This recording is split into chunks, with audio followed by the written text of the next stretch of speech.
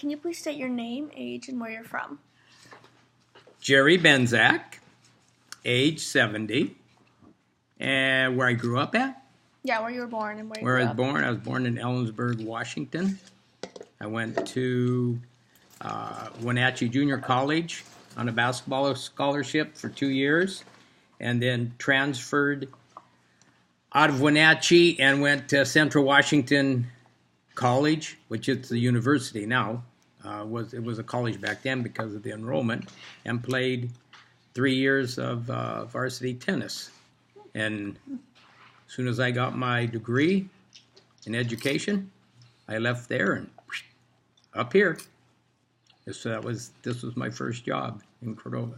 So you came to Cordova specifically for work or For teaching. teaching? Mm-hmm. So how did you hear about a job in Cordova?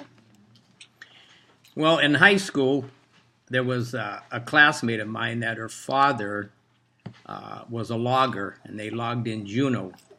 And she would spend her summers up in Juneau. And she would travel. They would do some traveling around the state. So when I decided I wanted to go to Alaska, I just got her. We got a map of Alaska, and I didn't have a clue. I didn't have a clue where I was going. So she'd say,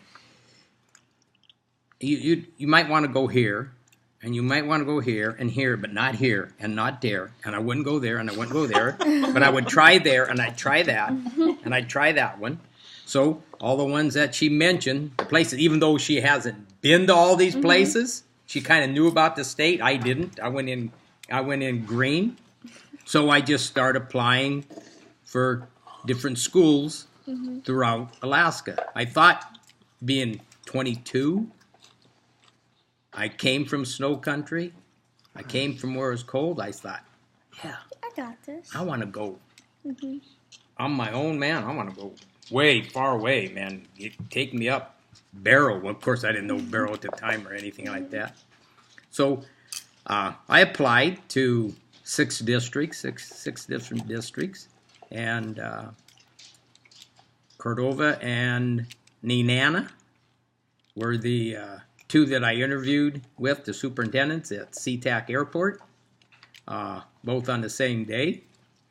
And after the interview, the next week, I got Cordova's contract from the superintendent, and as soon as I got it, I just signed it, sent it back, and the next day I got the one from Nenana, and I'm glad I didn't sign it because I've been in Nenana several times.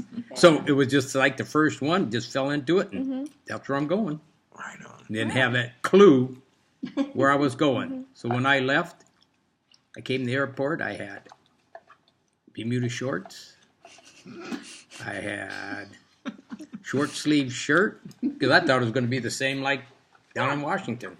So when I got off the plane here, people at the airport who I didn't know, when I got off the plane, they go, and I didn't know what why were they making fun of me. It was just, I was just getting off the plane, but I see why, and then it just took off from there. Wow. What year was that? Oh, yeah. 1971.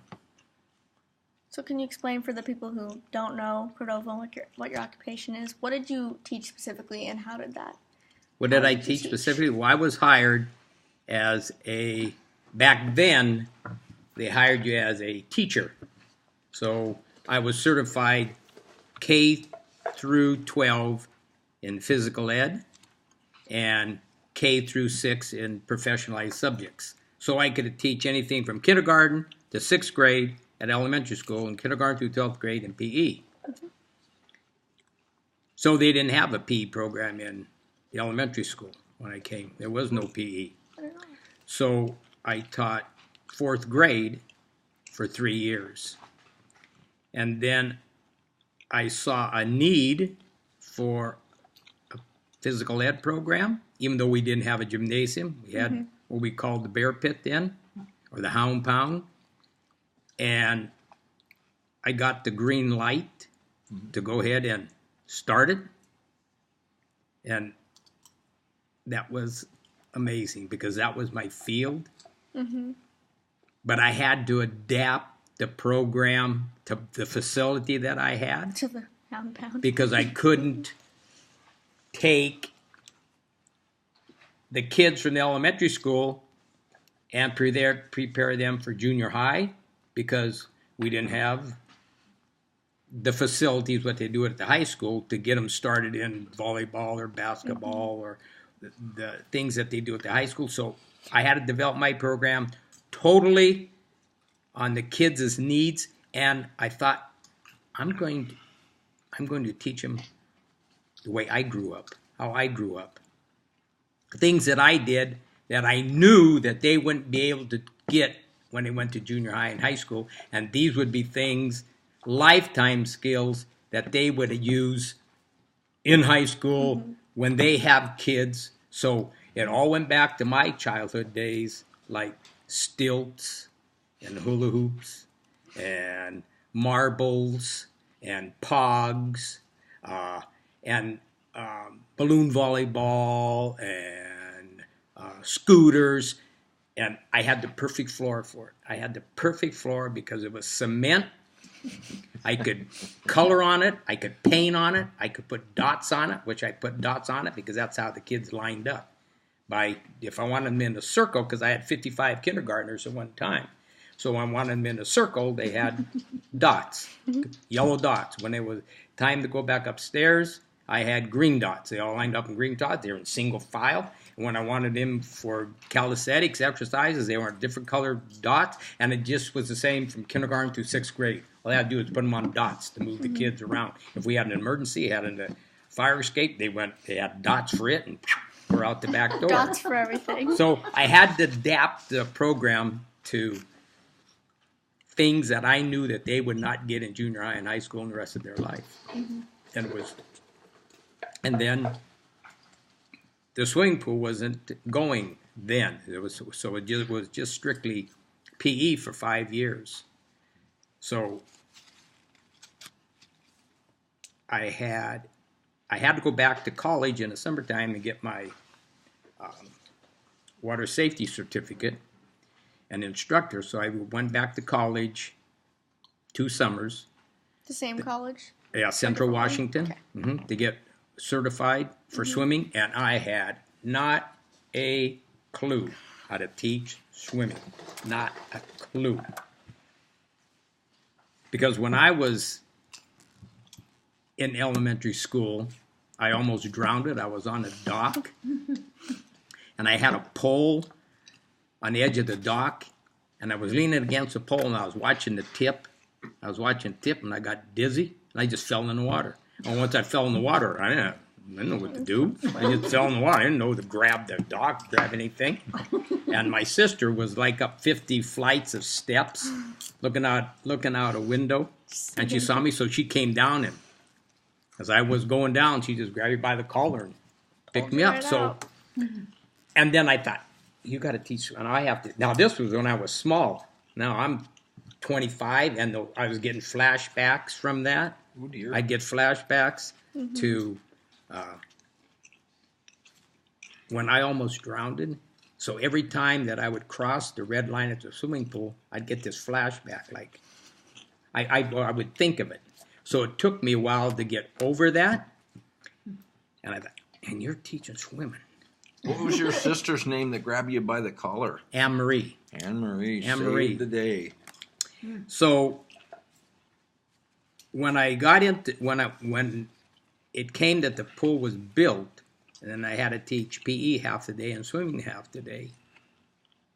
If I had to give up because of budget-wise PE or swimming, I'd have gave up PE because swimming was so rewarding because you could take a 5-year-old. You can see the progress. You could see the progress that in a week it's like you flipped on a switch and all of a sudden they take off.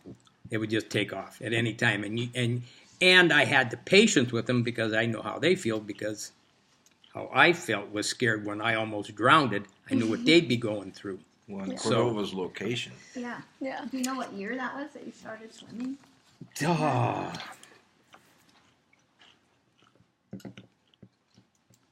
had to be, I think 76 was probably it. And it was kind of neat because I was my own boss. Yeah. I could develop any program that I wanted to develop PE-wise or swimming-wise. So half of the year was swimming lessons, and the other half of the year was water safety. So from January to May, everything was water safety. We brought in canoes, we brought in... Yeah, we had the survival suit boats when I was in swimming, so they must still do that. Yeah, see, and that, so then I took and I developed the program, and Mr. Hamburger just continued it on. Right now it just stuck, and it's kind of nice to see it go right on through. Survival suit, we got to jump in with all of our clothes on. Dump your clothes on and make floats out of them, and then we had the float coats where you had the CO2 cartridge in them, that the kids would pull the float up. Yeah, so, and it still goes today, so it's neat to see. And since then, a parent in Homer contacted me because she's pushing to have the school system there because she lost a young one out on Kachemak Bay in the water, and they don't have a swimming program, or they don't have swimming in the school. So I kept my curriculum, what I had, how I started it, and I sent it to her, that she was presenting it to the school board and city council to see if she could sell it. And I haven't heard anything about it. And when was that? Was that this year recently, or that was couple months? That was probably 4 years ago when she contacted me. Yeah. That was after she lost her son, a young one. But it was very rewarding. Swimming was very That's good to rewarding. know. And how long did you do that for, teaching swimming and PE? 31 years. So I'm not going to do the math And- to figure out when you finished that, but what year? 71. I started in 71. Oh, okay. And I retired in 2001. And then I had an extra year on because of sick leave. If you had over 180 days of sick leave, it counted another year of teaching for you. So I ended up with 31. Actually, teach 30, and then I ended up with an extra year on that. And it's unusual, especially now, that a teacher will stay in the same school system for 30 years to retire. Normally, they'll be there for 2 years, and then they bounce around someplace else. And do that for 30 years instead, yeah. And so when we interviewed Chris, I don't know if she mentioned it, because I just know personally that she worked with you a little Chris bit. Dunlap? Yeah, Chris Dunlap. Yes, Chris Dunlap. Yeah, she was my swimming aide. She was my swimming aide for 17 years. We worked together. But not with PE, you used PE. No. She worked half-time at the Forest Service, and then half-time swimming. PE, no, I was all... Was it not going? No, it still goes when the screen is dark. I just want to I was all by myself. PE was just me. No aids. You. Chris loves all those years working with you. Pardon? Chris loved working with you. Okay, 30 seconds. Oh, yeah, Chris. Yeah. Just a Are you gonna quick, go questions? just a quick one.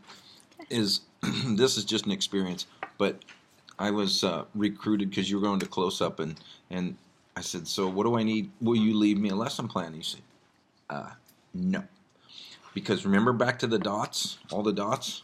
He goes, there's code keys, whistles. There were 30-second increments between each chunk of his lesson plans. You could never write it all down. It would fill an entire volume of ring binder for what Jerry's day was like. And so it was amazing to me because I'd never subbed for anybody who had every 30-second increment planned. And so he goes, you need to come hang out with me. So I went over to your house and just hung out with you, and then I could handle the 52 kids. At that time, it was a little lighter load. It was only 52 kindergartners. You had 55 at your peak. Yeah, I could never write it. I mean, I'd have to. I think in my 27 years of PE, I think I could count it on two hands the number of days I took off. Mm-hmm. Because to bring a sub in, I had a page. I'd have to have pages and pages to write things out. So I would rather, when I did, I would call them up and I would have them meet me at school and I would go over it. Because you got to show them where the equipment, things, kindergarten through 6th grade and what they were doing and so forth. And you have to give different equipment and everything. Oh yeah, I even if I was sick, I'd still go to school. I would still go to school. But as soon as you had a kindergartners in there, they'd pick you right back up, man. You felt like 100% from kindergarten. Jerry, I have to say, I went to school just to go to PE. Just to go to PE. When Jesse was little and had PE with you. Yep. That was my... I loved watching. Yeah, I remember that now. You coming in and sub them for me? Yeah, that was huge. You and Goodridge. Yeah. Goodridge had another one where I was subbing for welding, and that was the same deal. It was just like you had to have mountains of information, so you just go do it. But anyway, that's fantastic. Yeah, and I hated the whistle. I hated to keep blowing the whistle all the time, blowing the whistle. So I would always just use my fingers. That was my whistle. And the same thing at the swimming pool. And you had the same whistle I used for PE, the same signal for a fire drill is the same whistle, same signal I used at the swimming pool. And when the kids are ready, when I would go like this, Shower time. they knew. Yeah, shower. They knew. I didn't say, okay, shower time. They knew it was out of the pool. When the whistle blew, stuck. when the whistle blew 3 times, it was a fire drill, and there was no messing around. They were up out of the pool, feeding everything out of the water. I mean, they just knew. And then when they would come out of the locker room, they couldn't come out of the locker room until Chris and I released them because we had a door on it. We had a half. That's really interesting to hear you actually tell me your plan, because I'm comparing it to when Mr. Hamburger teaches it, and it's the exact same. Like, I'm surprised he followed it so Don't mess with similarly. success. Because I don't know if there still are, but there were also doors when I was there, because I know they redid the locker rooms. I don't know if they're still there. Yeah, I don't know if And they have a half door or the full 3 door whistles. going out now. Yeah. And We would try and jump over, and because they locked it. So yeah, we would try and jump over and unlock because they weren't it. allowed to go out there until Chris and I were there, and we released them to go out. Even though we couldn't see their heads, we can only see their feet. And they're ready in 3 minutes. They're ready, but everything had to be organized in the locker room. The shoes boots had to put together, the socks inside, the towel over your door, because they'd come in. When they're all done, they didn't know where they showered. They had no, where's mine? Well, everything was regimented, and it just worked like clockwork. And when you started in kindergarten that way, and it went right through 6th grade, and I would always pass into the locker room before I'd let the kids out. If the locker room looked like in shambles, back in there, take it, all of you. Oh, it's mine. It's not mine. It's not. Everybody, go back. Go back, and I'll check it again. And then they were ready. They were ready to come out. So by the time they were out of 6th grade, They had it down. They had it down. And my goal was in swimming was by the time they were out of 1st grade, they would be water safe out of 1st grade. Meaning they could fall into the water and get back or float. If they were close to something, they could grab onto something, but not to panic. And you knew when kids panic, because their eyes got about like 50-cent pieces. But out of the time that I taught swimming, I never went in the pool after everybody. Even though I had some situations where kids panicked and got scared, I just talked them through it. I just talked them out of it. And then before they could leave to go shower, they got back in the water. I'd get back in the water with them, but they felt very comfortable by the time they leave. And in those 27 years, there's 5 kids that have saved themselves. That from boats, that fell off a boat In real with world their parents. situations, Yeah, in the yeah. real world situation. Yeah. And then I incorporated CPR in with their P program every year. And in that amount of time, I had 4 kids save themselves or their parents with the Heimlich hug because they were choking on something. Nice. So even one, and then I've had parents call me from Fairbanks that went through the program, call me to thank me because they saved their child that was choking. And even though they only got the training just in elementary school, and she was an adult then, it Still came right to her. remembered Knew exactly what to do and called me up. She thanked me for saving her child's life. Like, what? What did I do? You know, and then she told me the story. And it made sense. Because you taught her Heimlich and she did it to her child. Well, the fire department. You know, I'd always have the fire department come up. Oh, You know, we would do CPR, and then we'd end with the Heimlich. And we'd end with the Heimlich. I would take an eraser, or I'd take a marble, or I would take some kind of object and I'd stick it in my mouth while the instructor was explaining it. So I'd be sitting in a chair, and all of a sudden I'd grab my throat, you know, face turned red, and he'd ask me, "Are you choking?" Stand up, so I'd stand up, and so he'd come and he'd push and push him. Like that, and his marble go shooting across the room, you know, or an eraser. So as when the kindergartners got to be sixth graders, no sooner they start talking about the Heimlich hug, they'd look over at me and seeing what I was going to stick in my mouth, but I always put it in right at the beginning. I didn't wait till then, so I'd have just something in my mouth around for the next half hour, just rolling around in there. You know, they always wonder who was going to come out. Yeah, it was great.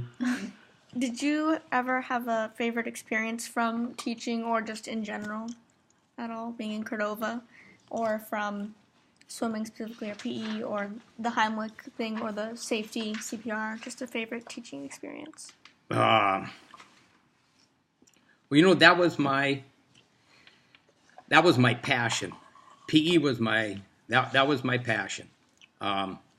So I was enthused about it. If I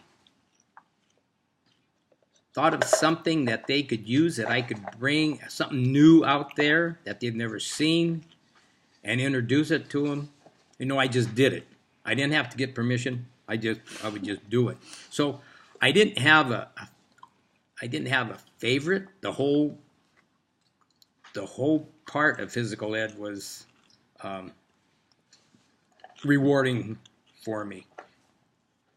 But I guess from my education experience, the best one, the one that that always comes back to me, is my Olympics that I started in 1984. And I'd only do it every 4 years. So I started it in 84, 88, 92, 96, and 2000 was my last one. And every year that I had it, I always incorporated something more to it, something that I didn't do the year before. So the idea behind it was, so when the kids watched the Summer Olympics, it wasn't the Winter Olympics, the Summer Olympics, they would understand what's going on. They would understand seconds, hundredths of a second, a record, a world's record, what time they're trying to beat. So the whole school year would be dedicated to the Olympics, the whole year. So I needed 7 parents, at least 7 parents to run it. Because when kindergartners, obviously they didn't have as many events as 6th graders did. And if you were a kindergarten or a 1st grader or a 2nd grader, you got to go through it twice. If you were in 3rd, 4th, or 5th, if you're in 6th grade, you only got to do it once. So each year, I would take, when I first started it in 84, by time I did my last one at 2000, I had students that were in the Olympic program that worked in town, state trooper, worked for the city, and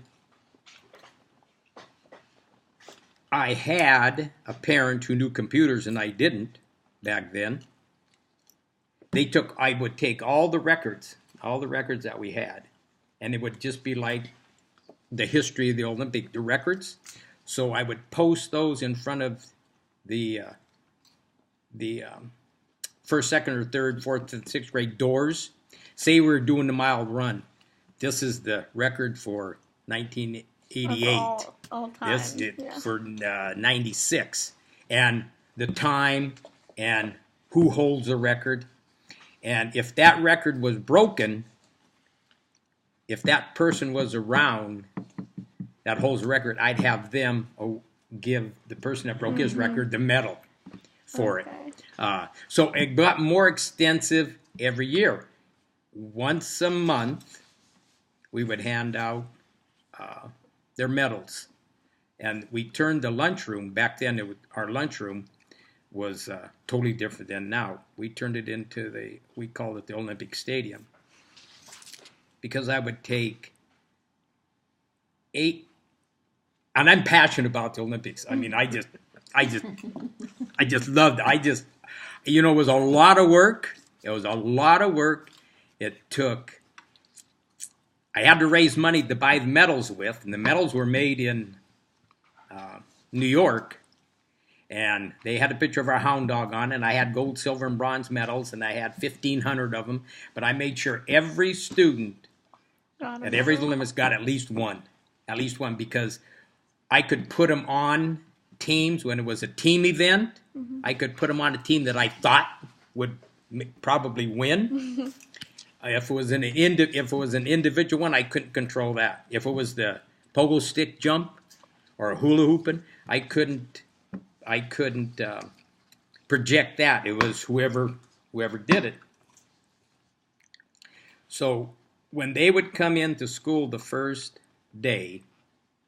week, I'd have the 24 countries that we were going to represent that I just picked out, and I'd have them on a piece of paper folded, and the teachers would use a hat or a box, and the kids would go in there and they'd pick out the country, and that's the country that they would represent the whole school year. So a kindergartner would represent the same country as a 6th grader, and so some countries would only have 4 participants, some would have 12, some would have 15. It was just the draw, and then all the teachers had the kids make flags, 5x7 card, and then they'd color their flag and they'd put it on a dowel, and they'd keep them inside of a bucket. So when it came time for the awards, for the opening ceremony, we'd have them march in by country, holding their flag, and they would come in. I wanted them just so when they saw the Olympics in the summertime, they could visualize, that's what we did. Be me. Yeah, we did that. We did that thing. So then I had, and I have some photos. I have a photo here of Eric Leon. And he was, he had the short leg then. So he's handicapped. So he was my runner. And he came through the school with the torch. And the torch was a dowel, and I painted a flame. On one side it was red, on the other side it was dark. So when we extinguished the flame, when it was all over, we just flipped it over. So he came through the crowd holding the flag, and he remembers that to this day. He remembers that. So we opened it up. Whoever was the principal at that time, he gave the kids the Olympic oath. Kids had to take it, and then he officially opened the Olympics up, And then I had parents made those 25 flags, and we put them on the lunchroom wall. And I cut 3 slots in them for the gold, silver, and bronze medals. So we kept track of the countries who was a leaderboard for gold, silver, and bronze medals. So every week I'd have to go back and change all the cards to keep them up to date. So then I wanted to get the national anthems for every one of those countries. So when we had an award ceremony, I had the 3 pedestals, the gold, silver, and bronze, just like you normally would. And then we had always started off with the United States. Hopefully, somebody out of all the events would win the gold medal for the United States. So we could start off with the national anthem. So one year, Gail Belgard, she sang the national anthem. Donald Kurtz was a janitor one year. He sang the national anthem. When I was down in Washington, in Tacoma, it's like the Diamond Center. They have that huge American flag that's up there.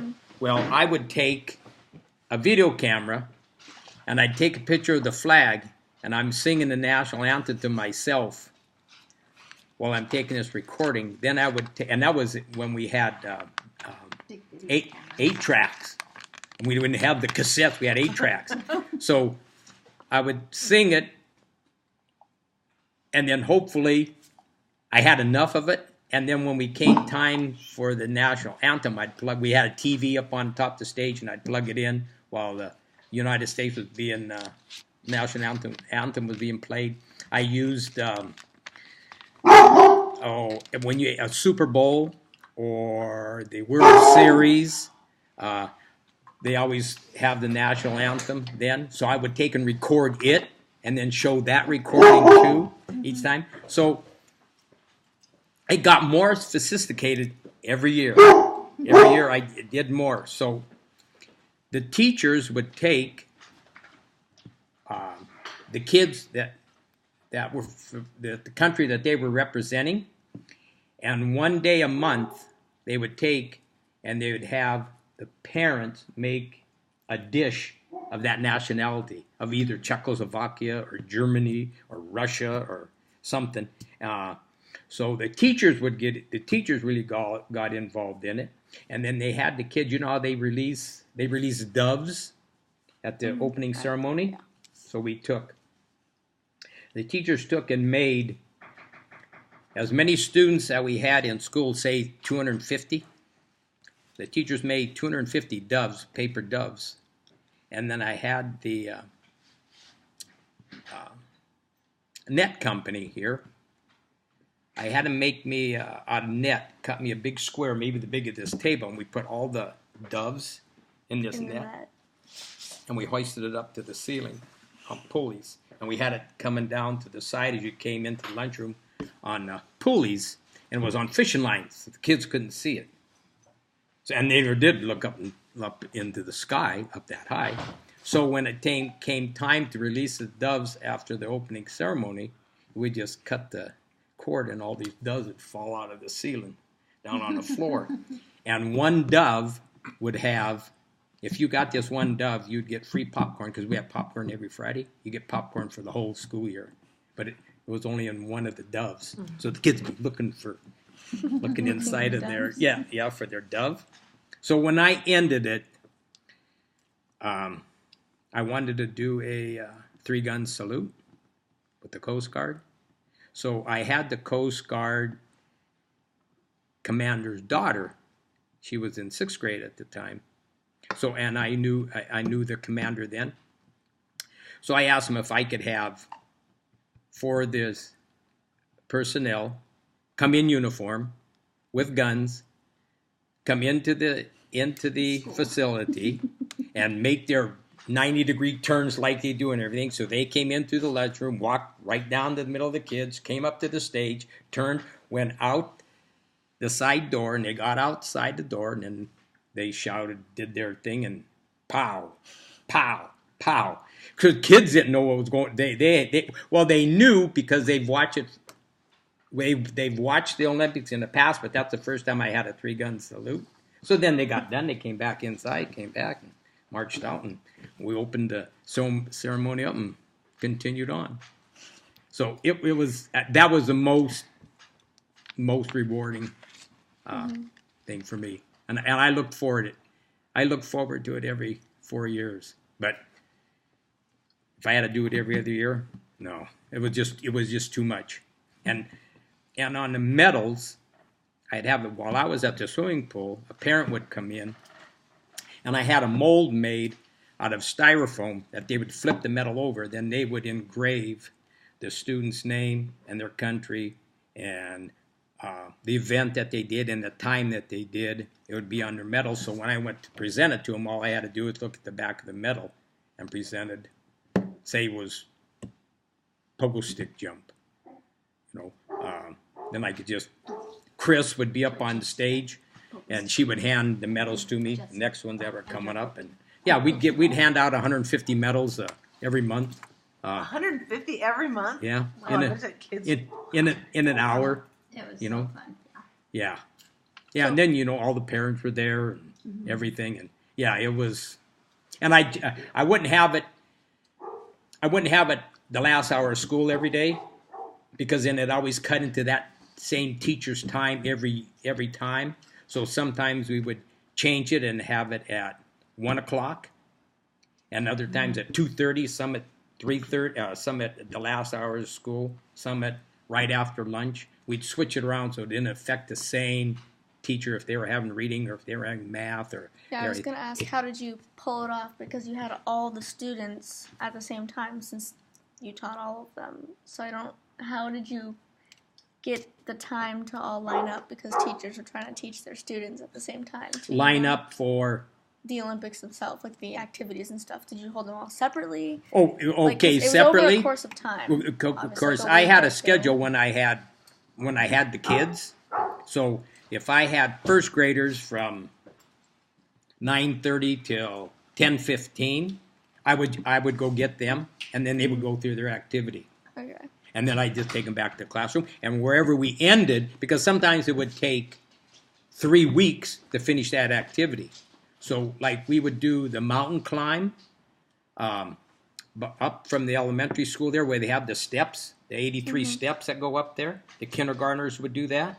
So I'd have all 55 of them down at the bottom, and one at a time. And at the top of the step, I had a bell up there, because I couldn't go up and down every time with them to see. So I'd say, ready, set, go, and they take off, and the kids are yelling and screaming and everything. And when they get to the top, they hit the bell, so I knew they were up there, and then they come back down. Then I'd stop. They go to the end of the line. We take the next one. Sometimes I could only get through 6 of them in a half hour. So then the next day when I had them, right back there, on weather permitting.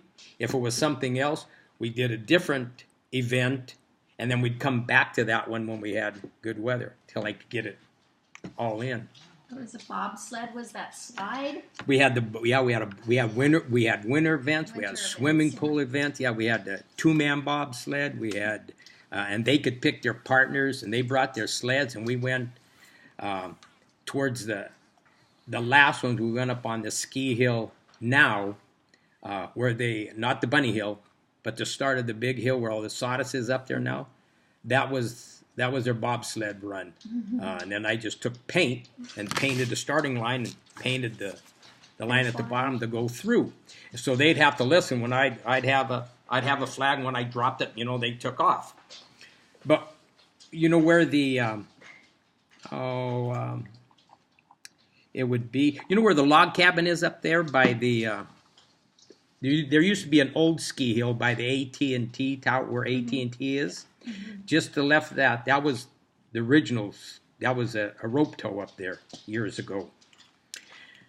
Okay, up above there, above those homes, because the ski hill wasn't there when I first started them. So I'd have to go up after a snowstorm and take a snow scoop, and I would make a bobsled run. I'd have to go up, and I had to shovel it out and hope it wouldn't snow that night. Yeah. Because Because the times could change depending on the conditions. So, and I'd have to put some curves in it and have to be kind of steep. So I had an hour to take them from the elementary school up to there,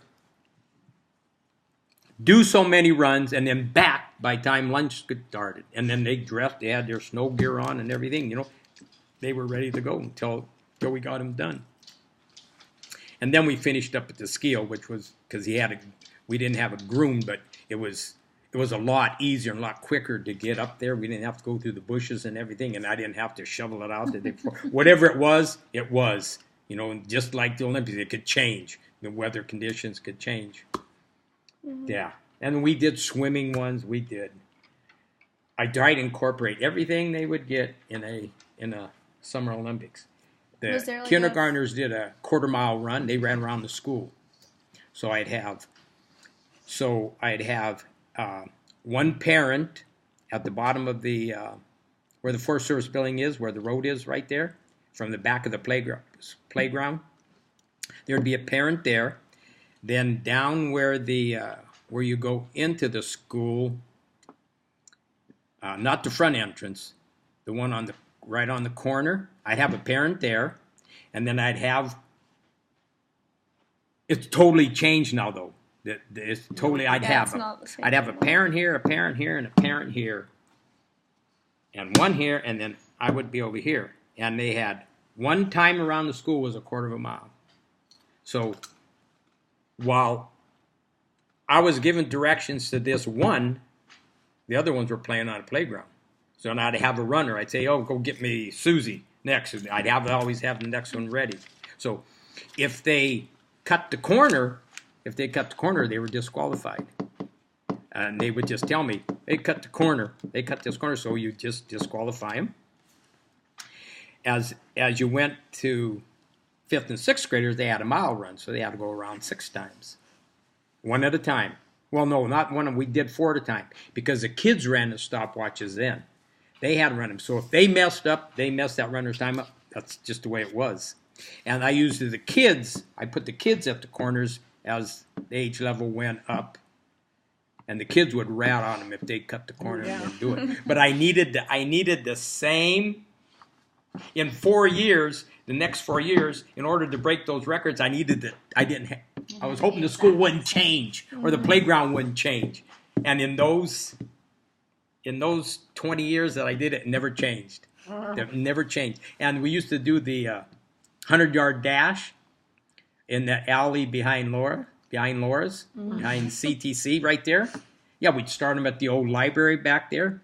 Just took some paint and just painted it on the road, the starting line, and I'd stay up at the other end. Go, So we used that same place as the 100-yard dash. I was hoping, don't change this thing and don't gravel it or don't pave it, because then it would change the times from what I want to do the next 4 or 8 years. Oh, no. Yeah. Yeah. So that was very rewarding, that program to me. I guess we should switch into the other questions, the community ones. So how does the word old make you feel? Pardon? How does the word old make you feel? Old? Mm-hmm. How do you I don't feel about being called that? It doesn't bother me. No, when you said, you're doing the older generation, what's old? Well, what's old to you? I wouldn't consider. Would you consider him old? I don't even know how old you are. 70. No. Yeah, I don't even believe that. Yeah, you don't. You don't look 70. Really believe it. Yeah. So, what are your perspectives of old? I think just 90, 80, 50, Is it a 45. number, or Is it a number, or do you look at the face, or do you look at? Yeah, I think it's more how they act and stuff. When you imagine an old lady, I imagine a grandma knitting or something, or just It's hard to pick them out by age. Yeah. I get so embarrassed when that must be, they got to be 78. They act like they're 78, or they look like they're 78. They're only 51. I'd never guessed. I saw somebody today in the bank that I had in kindergarten, that I had in school, that he has a student in 6th grade now. If he lined up on a wall, I'd have never known that was him. I always tell them, you change. They know me because they only had to remember one name. I had to remember thousands of names. So when I see them now, I don't have a clue who they are. I always have to ask the high school principal, or I got to ask another adult. That's so-and-so's daughter. That's so-and-so's son. You're kidding. Oh, my gosh. But it doesn't make me feel old. No. If I was an active, if I just sat and knitted, or just didn't do much, then I'd probably maybe feel old. But I don't feel that way. Mm-hmm. Uh, Yeah. But I'm also active.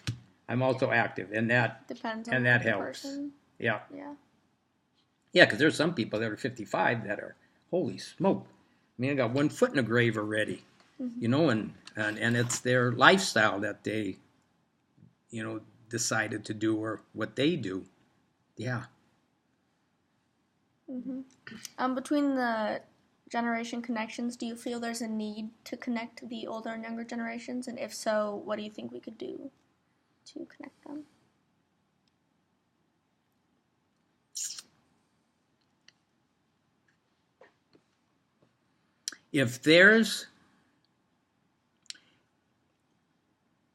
If you see a need, then I would pursue it as the younger generation. If you see a need in the community that nobody else has thought of, or if you see a need at school, pursue it. Check on it. See what you can do about it. Research it.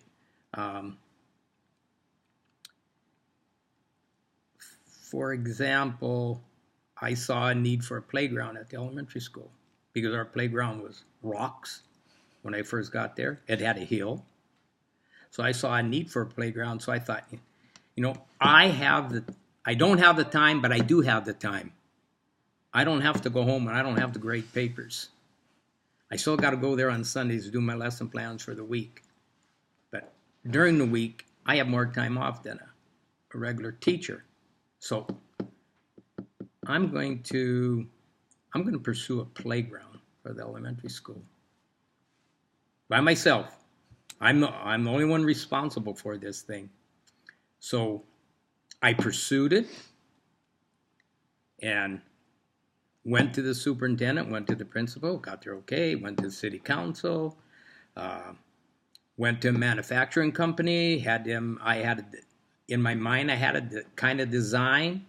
So I had Mr. Goodrich, who was the drafting teacher at that time at the high school.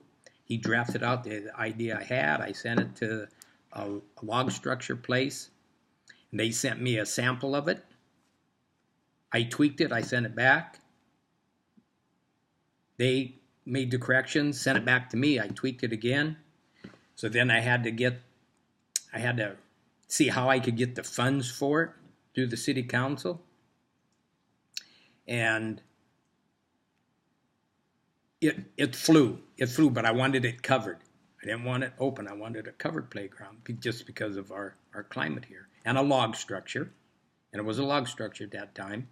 And it flew. It went through, and now that first play structure that we had, that collapsed in the snow apocalypse year. The roof caved in on it. And we had 12 by 24 beams up there that split. They were laminated, but they split. So and if you changed the playground, if they changed the playground, they had to take the whole log structure out because they changed kids. So kids couldn't put their head between the log structures and get their head stuck in there because the logs were too close together. So if there was any changes made, you had to take the whole thing out. So they took the whole thing out. They took the whole log structure out when the roof caved in. And now what they have, the present one in there now. And if you go back there and look, have you been back there at all? The elementary school playground? Up the back. Yeah, I was there for music camp. Do you see the sign out in front? Right? As you go into it's all screened. They have a fence around it now, just as you go into the gate. Oh, the one that says you're that you're not allowed to be here. Yeah. Mm-hmm. Yeah, so back then our education association went to the city council and they said that they think that this playground ought to be dedicated to myself for the time that I spent into it. So the city council made a proclamation from this day forward, this playground will be named the Jerry Bendzak Playground, so forth, type thing. I wasn't doing it for it or anything, but it made an impact on the teachers, it made an impact on the community, but it's an idea that I had that I wanted to pursue. Take the high school. When you go into the high school, it says Cordova Junior, Senior High, High School, in blue letters up there. That was never there.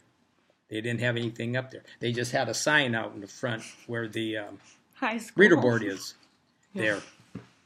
Mm-hmm. So my son happened to be on the student council then, and Mrs. Stavik was the advisor. So he had an idea that why don't we get these letters and stick them up on outside up here on top of the roof. I said, well, not the roof, but archway. I said, well, go to the council, your student body, and get the okay. If they give you the okay, then go to the booster club and see if they'll half fund it for you. So I didn't want to pursue the whole thing. I wanted him to pursue it.